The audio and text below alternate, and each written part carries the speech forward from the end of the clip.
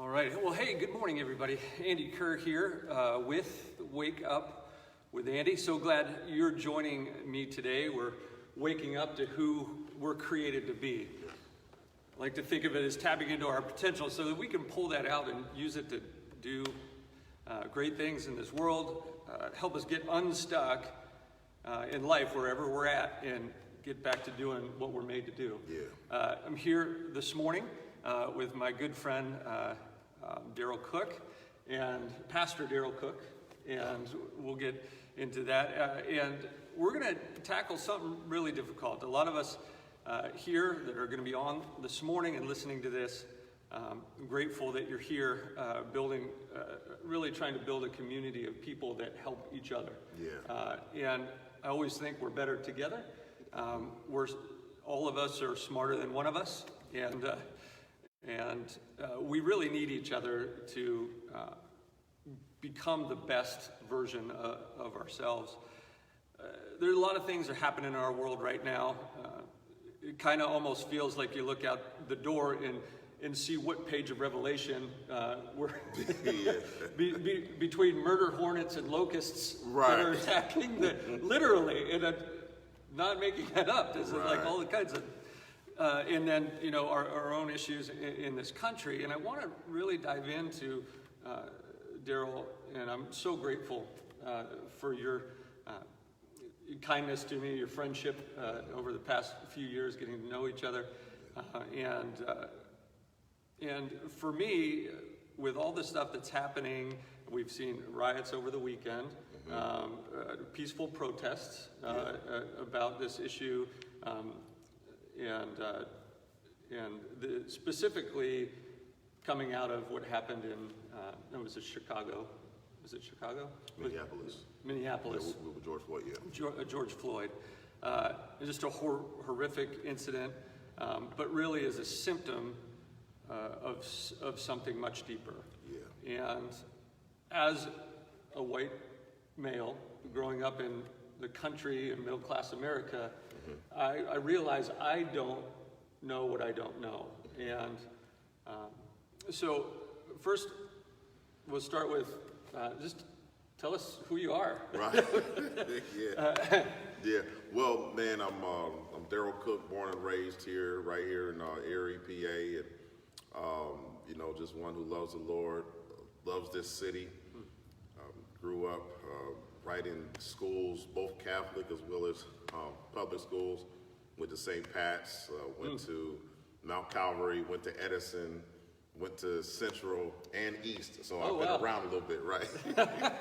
here in Erie. But yeah, just again, I just love this city. Of course, I've planted a church here in Erie, the Christ Community Church. We've been in existence for the last 10 years or so, and so God has blessed us. And you and I got to do a Christmas service, a joint Christmas service a couple years ago. That was a good time. Yeah, yes it was. Yeah. Yes it was. We've connected on numerous times. I just got to do an interview with Darrell for your church. Yeah. And that was a blast. Code John Maxwell fans. Right. Yep. Right. No doubt about it. So, you know, it was a natural choice with this issue to reach out to you because you have your own personal experiences with the issue of race relations, and racism. And I wanted to start because a lot of the individuals here, I think, you know, in their work life, may just not know the issue, but the issue of empathy. How do you understand something or try to understand something from somebody else's perspective, especially in regards to the issue of racism? Yeah, I think when you engage in sympathy, you can maintain distance. So I can feel sorry for you, but I can be at a distance. To actually empathize means that you put yourself in that person's situation. You actually want to come alongside. And I think one of the areas that we have to understand that this is really for everybody involved in this issue we have blind spots, and you even said it. You don't know what you don't know, and I think too often that we come to these issues with a sense that our perspective, the lens through which we see things, is the standard, or or that it is truth. When in reality, when it comes to understanding these issues, it's almost like a diamond. There's just so many different sides to it, and you have to understand that your side isn't the only side. And empathy says that I want to see it from your point of view. I want to understand what you understand, and I'm willing to do the hard work, because once you begin to empathize, there's a lot of layers to it. And there's some hard work involved. There's some listening involved. There's some vulnerability involved, and you got to be willing to make that happen. You know, it's this issue, I think, is so uncomfortable for some people that without maybe even knowing it, we resist thinking about it or talking about it. Right. And I think we even as white Americans, you know, we only have to think about the issue of race when we see it on something like this issue with George Floyd. Come on, we see that, and then we're confronted with it. But it's easy for us to move on, because being in white America, we don't have to think about our race. What advice would you give to somebody that's really feeling uncomfortable with this issue? What can they do to push into it and really start to make strides in understanding? Yeah, and I think that the last word you use is so important. It's really about understanding, and you want to understand a couple of things. This issue is not an isolated event for us. So this is a continuum of race problems, and just not being heard. This is a issue that we cannot isolate just as one problem, or when we see the protest, or even what we even perceive to be the riots. And I will say this for the sake of people who haven't paid attention. Even some of the things that we've seen by way of riots, there have been outsiders that have kind of come in and have kind of co-opted some of the peaceful protests. Yeah. But I think it's important that we understand that there are some blind spots, and just because something is new to you doesn't mean that it's new. And that's a really great point. Yeah.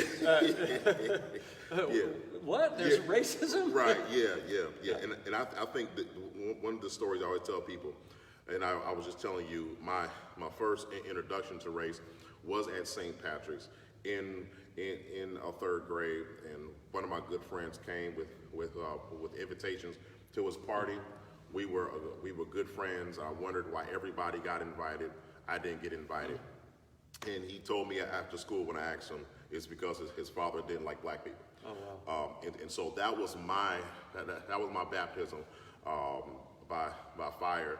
Of course, I had to process those emotions, as a third grader, not really understanding, trying to figure it out. As I look at that, I always use that story to help people to understand that when it comes to the issue of race, it's not just that his father didn't like black people. The issue was access. So I didn't get an invitation to the party. Now, of course, it was his house, so he can decide who he wants in there. But I think it's a good illustration to how race impacts people, because access is denied many times. Due process is denied. And so we've got to understand that when it comes to the race issue, it's not just about people's personal feelings. It's about how those personal feelings impact how people are hired and fired, how people engage in the criminal justice system. It impacts access to resources. And so this race issue is a systemic issue. It's just like we're talking about COVID-19 right now. Yeah. It is something invisible. It is something unseen. You may not have symptoms, but you may have it. In the same way, race is that thing that, really is something invisible that oftentimes work through systems and structures that impacts people at a level that it takes empathy to understand.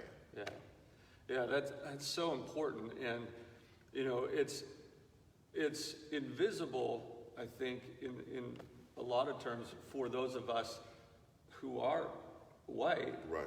but from people from the African American community, like it is so present and real on a regular basis. Yeah. And so I heard, and I'm reading this book, it's called White Fragility, which is a really interesting concept of that anytime race is brought up, we actually have a tendency to hold racism in place by our own uncomfortableness with the issue. Right. So whether we are aware of it or not, we're reacting strongly because we feel like when somebody says racism is a problem, they're saying to me, you're a racist, which feels like they're saying something morally bad about me, when it's really like it's this disease I have that I need to work at getting out of. So I think the question is, and what they brought up was, one of the biggest problems is white folks that think that they're progressive, that are the most difficult to talk about. And I don't know, it doesn't sound like a question. Can you speak to that and why maybe that's true? Yeah, I think one of the issues that we have is that even when we are progressive, is the word we're using, many times we are progressive to a point, and so we are progressive when it comes to our levels of comfort. And this issue requires us to come out of our comfort zone. And so you can say, I can say I have a few white friends, and so now I know white folk, or you have a few black friends. Right. Now you know black people. Well, one of the misnomers about the black community is that we are some monolithic group, that all of us think the same, act the same, all of us vote the same, all of us worship the same. When the reality is, we come in all different shades. We have different ideas. We have different missions, and we aren't one group programmed to think the same way. And so I think sometimes people who are progressive, they even need to have this sense of of understanding. One, you don't know it all, right. and we all are constantly learning. You've been married for how many years? 24. I'm sure you're still learning stuff about gender, right? Absolutely. You probably still learning stuff. Right. I might learn some stuff after I get done with this. Right.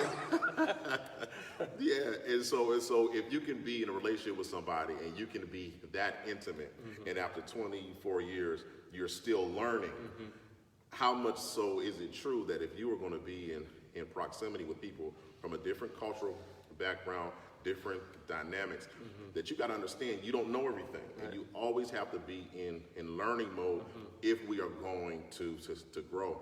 And I think some of the folk who are quote unquote progressive, I think that's one of the areas that they struggle with, because I'm progressive, but it's only within the line. It's only within my fence, right? It's only within my yard.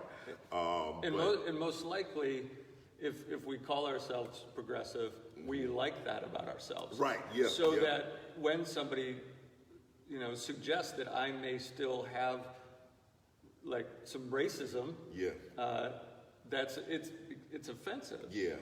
And so like we hold the line even more instead of, and so maybe just let's end on some a couple of practical things for somebody that really wants to do better. And I imagine most the individuals that are watching would like to consider themselves fairly progressive in this issue, and they've just learned that they might be the biggest. It might be the biggest hindrance. What can we do if we really want to get it right? Like, we want to help. I think one is definitely understand we all have blind spots. So there's certain areas. Embrace those blind spots. And so, because if you don't acknowledge that you have them, you can't push yourself to see what you don't see, and to know what you don't know. So I would definitely start there. Also, one of the books and one of the frameworks that I hear you talk about a lot is crucial conversation. Yeah. Being willing to confront the issues and having conversations.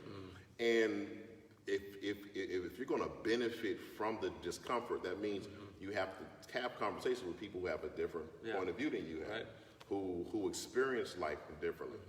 And if you're going to talk to somebody, if you're going to talk to a black person, for instance, you want to reach out to somebody and you feel comfortable having that conversation, or at least they're a person that you can have that conversation with. You have to approach that knowing that there are certain things that they're going to share with you that are outside of your realm of experience and expertise, and you have to be willing to engage that and listen without trying to figure out how you're going to respond. Listen without feeling like you have to be the savior in that conversation. Right. Oh, that's good. Sometimes you just need to learn, and they don't need rescue right now. They don't need help. We were just talking about all of the crazy things people say to you whenever you're dealing with something difficult. Or I've dealt with this as a pastor. I tell people, when somebody's grieving, they just lost a child. You got to be mindful that you don't tell them, well, you have two more.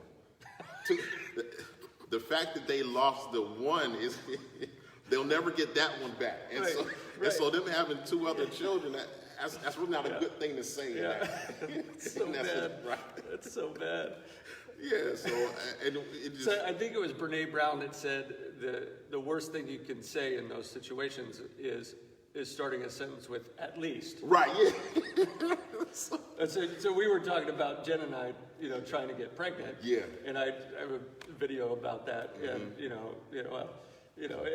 at least you don't, somebody that has 3 kids, Yeah. Well, at least you don't have to deal with all this. Exactly. Well, that's kind of what we were shooting for. But Exactly. Yeah. And it's funny. It's funny in a sense because it's so ridiculous. Right. To think here, like, why would you say that to somebody? But we know people say the most ridiculous things. They do. And I'm sure that you have been on the receiving end of some of that. Yeah. So being aware that you don't have to try to fix it. Exactly. Just stand, and it's going to be uncomfortable, and you're gonna have to look inward to address some things in us that aren't wrong. There's still racism, systemic, because we grew up in a racist system that was built from its inception on racism. Right. And every group that was trying to get freedom from African Americans in slavery to women's suffrage to, I don't know why I didn't know this, but African American women got the right to vote in 1964. And you think that was not that long ago. Right. And then you realize, like, every group had to get their freedom from the dominant group in charge. Right. And so the whole system was built on it. And you don't think, a person like myself, I'd never thought of it that way. Yeah. So recognizing the blind spots and then stepping in to understand with the intent of understanding. Right. In building a relationship that you can continue to learn. Yeah. And if we take that learning path instead of the judgment path, we're probably on the right track. Yeah. Awesome. Okay. I completely agree. I think the last thing I'll say, and I think in conversation, this is important. Resist the need or the desire to deflect, right? Because I think these are, sometimes when you're in an argument with somebody and you bring up something that is bothering you, immediately they'll say, well, you did this, right? So that'll be the immediate, right? Sometimes when we're dealing with issue like this, for instance, with George Floyd, the conversation will then move to black on black crime, for instance. Yes.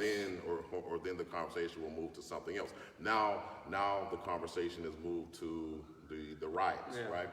And so when you change the subject, you really engage not in the confrontation of the issue. Right. Now you engage in distraction, or you engage in deflecting, and it really kind of speaks to that need in us, not just when it comes to race, but with tough issues, period, to avoid rather than confront. Right. And so we need to make sure that we confront the issue at hand.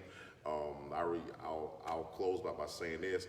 I remember, having a bad toothache and trying to take everything I could to resolve that toothache, and I was getting temporary relief, but the toothache was still there.